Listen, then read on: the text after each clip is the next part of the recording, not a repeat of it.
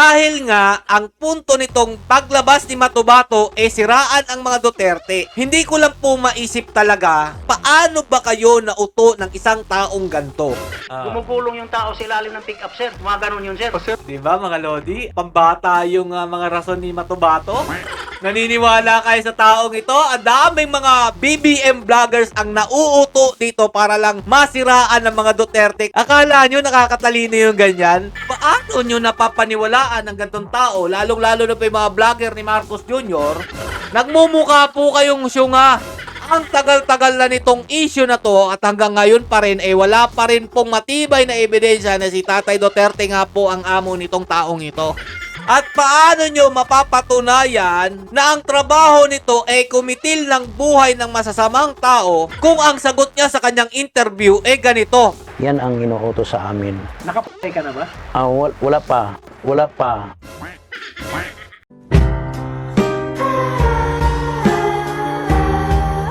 Yo, what's up mga Lods? It's PFS TV. Nagbabalik po sa inyong lahat para may panibago tayong tatalakaying issue. Actually mga idol, hindi na po ito bago si Matubato.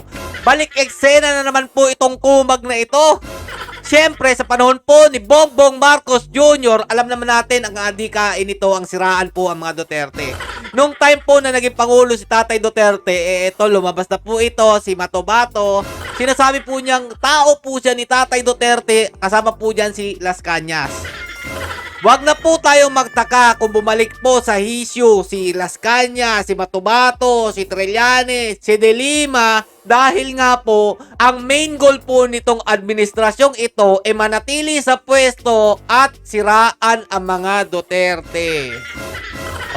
Para sa hindi mga naniniwala dyan mga idol, eto panoorin nyo itong video na to na halatang halata naman na ang lahat ng mga nangyayari dito sa ating bansa puro po patungkol sa mga kasiraan po sa mga Duterte. Wala po tayong improvement, wala pong bagong infrastruktura, puro lang po ayuda.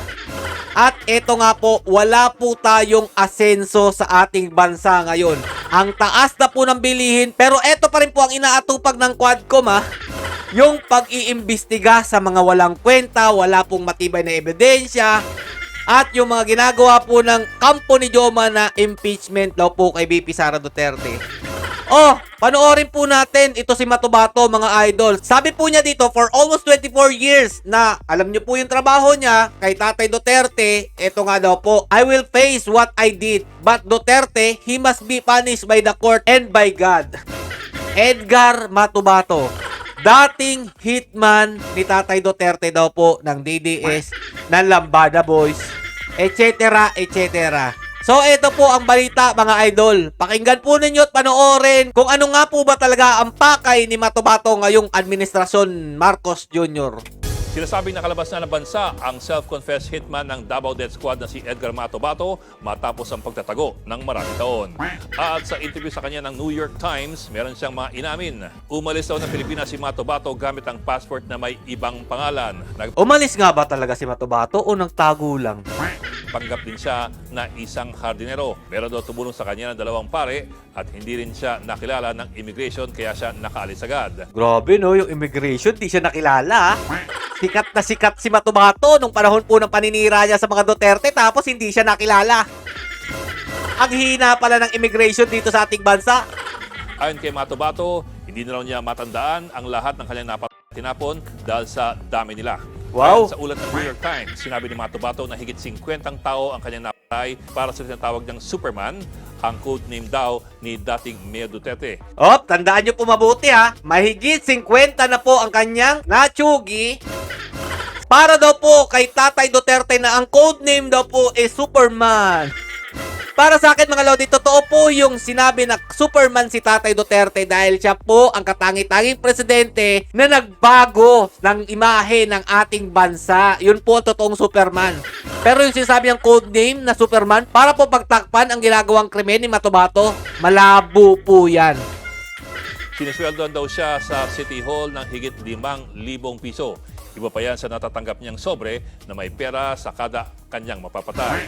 Sinabi rin ni Matubato na kasama si Nooy Commission on Human Rights Chairperson Laila de Lima sa kanilang hit list. Halata yung ano no, yung script. Biglang pumasok si Laila de Lima. Nakatakda raw sana nilang barilin si De Lima na magpunta ito sa Laud Quarry sa Davao City para imbestigahan ang umunoy mga mass grave ng DDS doon. Pero hindi raw sila nakalapit kay De Lima kaya't hindi sila nagtagumpay. Grabe naman gumawa ng kwento si Matomato. Siyempre, papasok na po yung De Lima sa issue na to.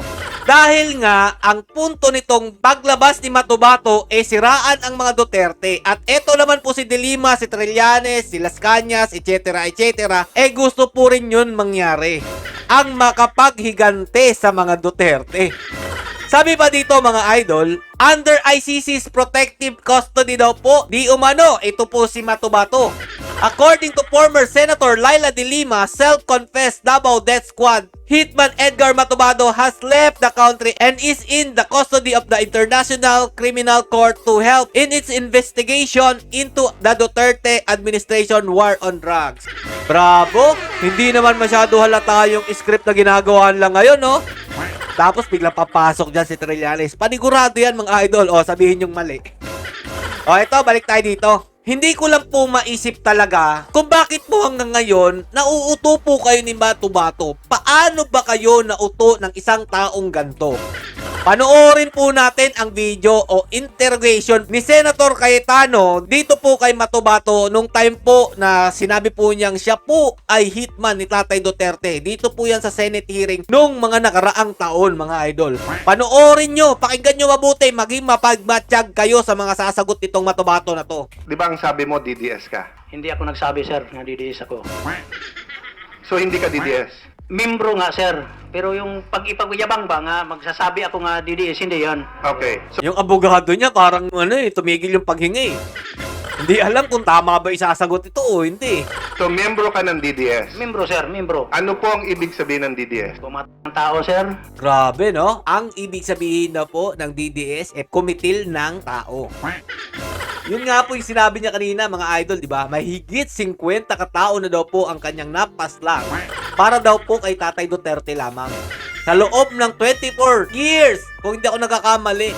Tapos bigla niyang gagantuin si Tatay Duterte, anak ng Tilpaklong, di ba?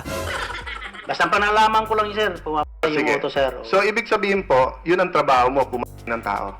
Opo, sir. Pero yung masasamang tao lang, sir. Sabi pa niya dito, yung mga masasamang tao lang daw po ang kanilang kinutsugi.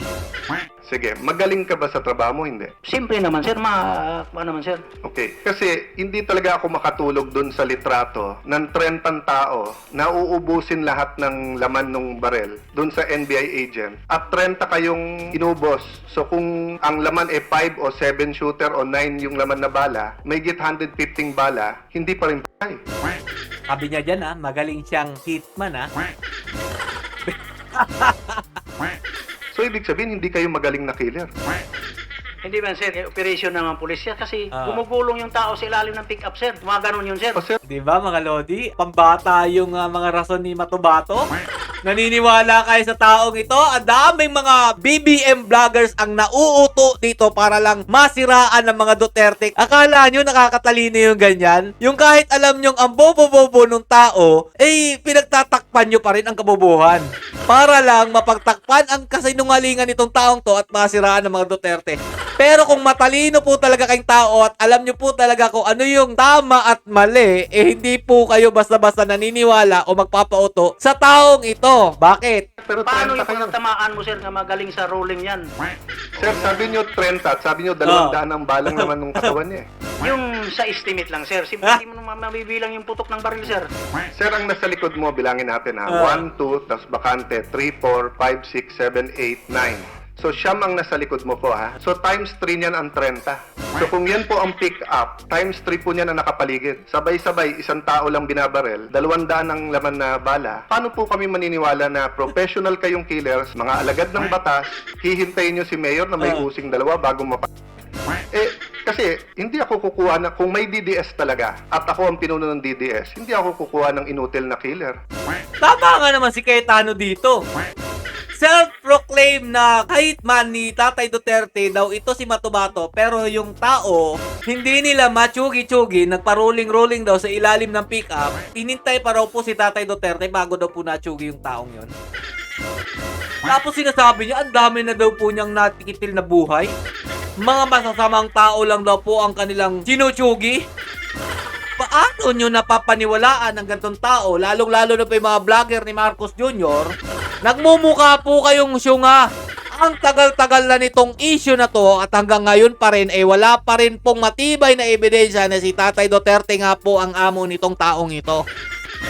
At paano nyo mapapatunayan na ang trabaho nito ay kumitil ng buhay ng masasamang tao kung ang sagot niya sa kanyang interview ganito? Panoorin at pakinggan ninyo kung hanggang ngayon nagsusunga-sungahan kayo, baka dito lang matauhan kayo sa video ipapakita ko sa inyo. Eto.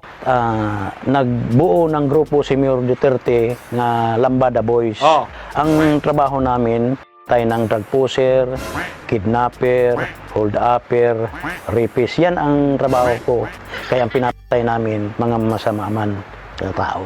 Sabi niya yun ha, kinutsugi daw nila o kinikitilan nila ng buhay masasamang tao.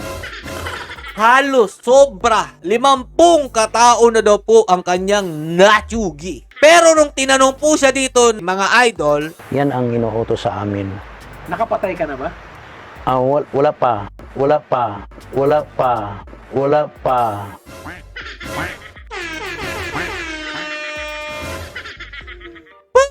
ano mo nasabi na hitman ka ng DDS o binuong grupo ni Tatay Duterte na Lambada Boys na hindi ka pa pala nakakakitil ng buhay ng tao? Ano yun? Killer na hindi nakakatsugi ng tao? Ano yung sinasabi ninyo na 50 mahigit na? Tapos sasabihin mo dito sa interview, wala pa. So, para sa mga vlogger ni BBM, ni Junior, ni Martin Romualdez, mahiya-hiya kayo sa inyong mga kutis.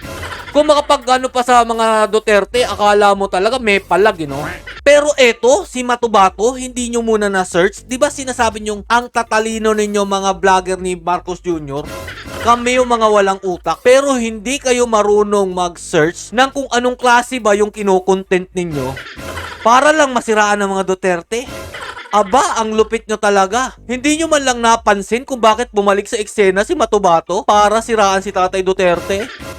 Dahil malapit na po ang eleksyon, hanggang sa 2028, ito pa rin po yung gagawin itong administrasyong ito, kaya wag na po kayong magtaka. Kung lahat po ng mga may galit sa mga Duterte magsilabasan yan at magbigay ng kanilang testamento na kahit po wala naman katungkulan dyan po sa loob ng Kongreso, sa Senado, lalong-lalo na po si Dilima at saka ito po si Trillanes, nandyan pa rin po sila't nakikiepal para lang po magsalita laban sa mga Duterte. So, abangan nyo pa po ang mga susunod na mga detalye na sasabihin po nito ni Matubato at alam naman natin na itong eksena na ito ay nasa script po talaga nitong administrasyon na ito. Lalong-lalo na po yan si Martin Romualdez. Hanggang dito na lang po muna para doon sa mga matatalinong Marcos vlogger ha. Galingan nyo pa! Huwag nyong ipamukha sa amin na mas matalino kami kaysa sa inyo. Stay safe and God bless you all. Duterte pa rin.